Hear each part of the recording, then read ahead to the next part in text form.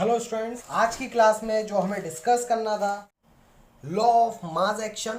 Heading लिखेंगे law of mass action, IMP लिख लेंगे इसे लॉ ऑफ मास एक्शन, और करके लिखेंगे इसे रेट कांस्टेंट, और करके लिखेंगे रेट कांस्टेंट, और करके लिखेंगे इक्विलिब्रियम कांस्टेंट, इक्विलिब्रियम कांस्टेंट।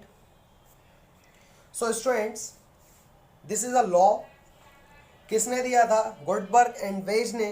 इन्होंने क्या रिलेशन बताया था, किस किसके बीच में बताया था, ये इंपॉर्टेंट है। सो गुडबर्ग एंड वेज ने जो रिलेशन बताया था स्टूडेंट्स, वो रिलेशन बताया था rate of reaction, rate of reaction and concentration के बीच में। Rate of reaction and concentration के बीच में क्या रिलेशन होता है, इसे डिस्कस किया था गुडबर्ग एंड वेज ने with the help of law of mass action. So इसमें हम किसे स्टडी करेंगे? Relation between rate of reaction and concentration. So लिखेंगे आप लोग Guldberg and Waage study the relation between rate of reaction and concentration, then put forward a law which is known as law of mass action, which is known as law of mass action. Paragraph change. According to law of mass action, rate of reaction directly proportional to rate of reaction directly proportional to the product of concentration of reactant molecule. मतलब कि reactant molecule के जो product का concentration होगा students, जो product का concentration होगा, product का कंसंट्रेशन इंक्रीज होता जाएगा, इंक्रीज होता जाएगा किसके साथ? जैसे जैसे रेट ऑफ रिएक्शन बढ़ती जाएगी। हमने अभी डिस्कस किया था rate of reaction is equal to increases the concentration of product molecule. So यहाँ पर जो रिलेशन है कंसंट्रेशन और रेट ऑफ रिएक्शन का क्या है कि जैसे जैसे रेट ऑफ रिएक्शन इंक्रीज होती जाएगी, प्रोडक्ट का कंसंट्रेशन जो रिएक्टेंट मॉलिक्यूल का है वो भी इंक्रीज होता जाएगा। This is a relation between rate of reaction and concentration of product molecule. For example paragraph change करके आप लोग लिखेंगे late us consider a reversible process, late us consider a reversible process. कैसे students? For example, A reactant react with B reactant and form product C and D. So if this is a reversible, so this is a sign A, B, C and D. So this is a sign of reversible reaction. It means A reactant reacts with B to form product C and D, and C and D product again convert into reactant. It means reactant जो होगा आपस में react करेगा और form करेगा product, but ये जो product है ये भी कन्वर्ट हो जाएगा किस में? रिएक्टेंट में, मतलब कि ए एंड बी में। This is reversible reaction. So let us consider a reversible reaction and according to mass action लिखेंगे, अकॉर्डिंग टू मास एक्शन क्या होगा student? Rate of reaction is directly proportional to concentration. So rate of forward reaction मतलब कि जब reactant A reacts with B and form C and D, this is a forward reaction. So rate of forward reaction directly proportional A and B, because यहीं पे depend करेगा ये product कितना बनेगा आपका। So this is a rate of forward reaction directly proportional to this. जब ये directly proportional का साइन हटेगा स्टूडेंट्स तो क्या लगेगा? एक constant K F A and B, A and B. This is your equation first. Now जब backward reaction की बात करेंगे, मतलब रिएक्शन इस डायरेक्शन में होगी, C and D convert into A and B. So rate of backward reaction directly proportional किसके? C and D के।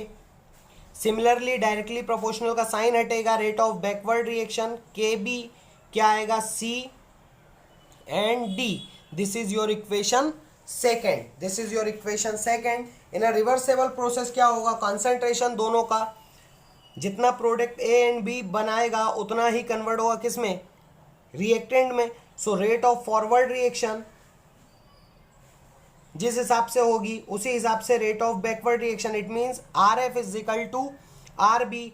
आर एफ की वैल्यू आप रखेंगे K F A B is equal to KBCD। Now यहाँ से आप KF एंड KB को लेंगे, सो KF अपॉन में आ जाएगा KB, ये AB उस साइड जाएगा, C एंड D मल्टीप्लाई में है, अपॉन में होगा A and B। KF upon KB is equal to होता है स्टूडेंट KC, सो KC is equal to CD upon A and B। सो नीचे लिखेंगे आप लोग, where KF and KB are rate constant, KF and KB are rate constant and KC is equilibrium constant. Equilibrium constant मतलब कि जितना amount में AB रिएक्ट करके C एंड D बना रहे हैं, उतना ही अमाउंट में C एंड D अगेन क्या किस में कन्वर्ट हो रहे हैं, A एंड B में। This is a equilibrium state, so KC is equilibrium constant, KF and KB is rate constant. I hope ये बात आपको समझ में आई होगी। नेक्स्ट स्टूडेंट हेडिंग डालेंगे आप लोग order of reaction. Order of reaction बहुत इजी है, सबसे पहले डेफिनेशन लिख लीजिए। Order of reaction is the sum of power of concentration of reactant molecule. It means जो रिएक्टेंट मॉलिक्यूल्स हैं स्टूडेंट्स, उनकी पावर का जो सम होगा that is called rate of reaction. So order of reaction is the sum of power of concentration of reactant molecule. Paragraph change. Order of reaction is an experimental concept which value may be integer, fractional or zero. Because it's a experimental constant, so इसकी values क्या हो सकती हैं, integer भी हो सकती है, fractional भी हो सकती है और zero भी हो सकती है। For example स्टूडेंट हम लोग देख लेते हैं, if A एंड B किस में कन्वर्ट होंगे, C एंड D में। So if MA and NB react to form C and D, so rate of reaction क्या होता है student, rate of reaction is directly proportional किसके, रिएक्टेंट A एंड B के। This is a power of reactant, this is a power of reactant. यहाँ से rate of reaction sign हटेगा, क्या लगेगा, KAM and BN। So this is a rate of reaction, but हमें देखना है order of reaction. Order of reaction क्या होगा, sum of power of concentration of reactant molecules की जो पावर होगी उसका सम, पावर क्या है Mn। So order of reaction is equal to M plus N। This is a sum of power of concentration of reactant molecule. So order of reaction क्या हो जाएगा इस रिएक्शन के लिए, M plus N, M plus N। Now अब हम बात करते हैं ऑर्डर ऑफ रिएक्शन की। सो फर्स्ट लिखेंगे आप लोग, बिकॉज इसकी वैल्यूज इंटीजर भी हैं, फ्रैक्शनल भी हैं, जीरो भी है। So types of order of reaction लिखेंगे, types of order of reaction. उसमें first order of reaction, first order of reaction. मैंने क्या बोला आपसे, what is order of reaction, sum of power of concentration of reactant molecule, मतलब reactant molecules के जो power का सम होता है that is called order of reaction. अब फर्स्ट ऑर्डर ऑफ रिएक्शन क्या होगा, जिसमें रिएक्टेंट मॉलिक्यूल्स की पावर का सम कितना होगा स्टूडेंट, 1 होगा, that is called first order of reaction. अगर सेकेंड ऑर्डर ऑफ रिएक्शन, सो जो पावर का जो सम होगा वो कितना होगा, 2 होगा, that is called second order of reaction.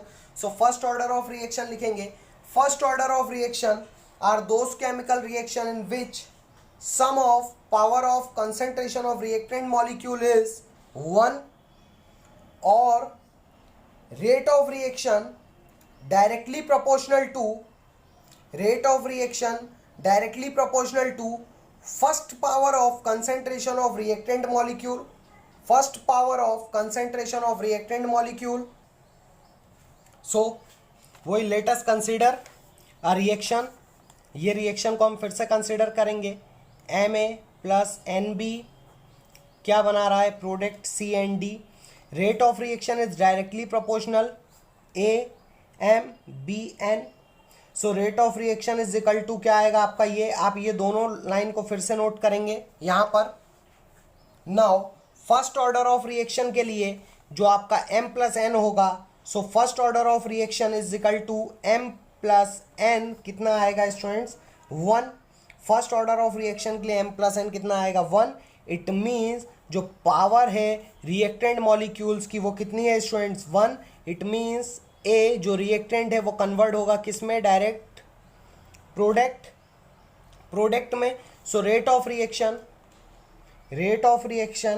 Directly proportional A, यहां से rate of reaction directly proportional का साइन हटेगा, KA।